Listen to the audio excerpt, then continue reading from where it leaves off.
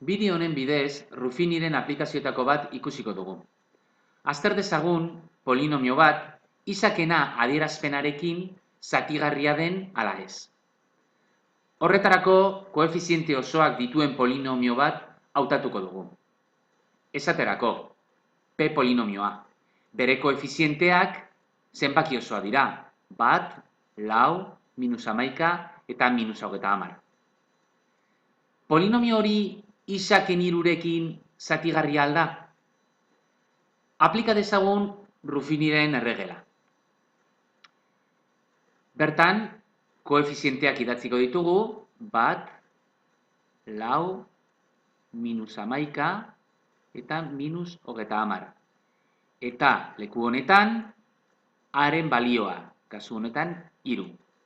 Az gaitezen, 1 hona jetzi, 1 bider 3, hemen idatzita, 4 gehi 3, 7. 7 bider 3, hemen idatziko dugu emaitza, 21, -11 gehi 21, 10. 10 bider 3, emaitza hemen, 10 bider 3, 30. -30 gehi 30, 0. Kasu honetan, hondarra 0 da. Zer esan nahi du? P polinomioa izaken hirurekin zatigarria dela. Baina zer dezagun hemen gertatutakoa. Zatigarri izateko hondarra 0 izan behar du. Eta horretarako hemen 30 atera behar da. -30 gehi 30, 0 eman dezan.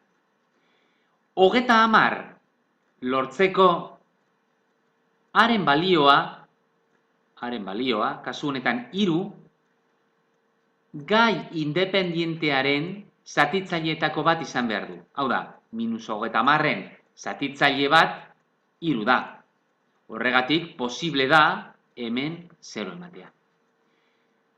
Haren balioa, adibidez, 7 balitz, 7 ez da -30en zatitzailea, 7 bider edozein zenbaki, inoiz ez du sekula 30 emango.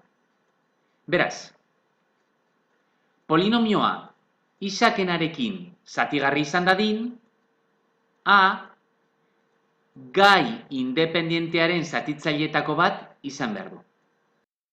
Orain, zuen kontura, P polinomioa izanik, ia P polinomio hori izaken birekin zatigarria den edo ez konprobatzea.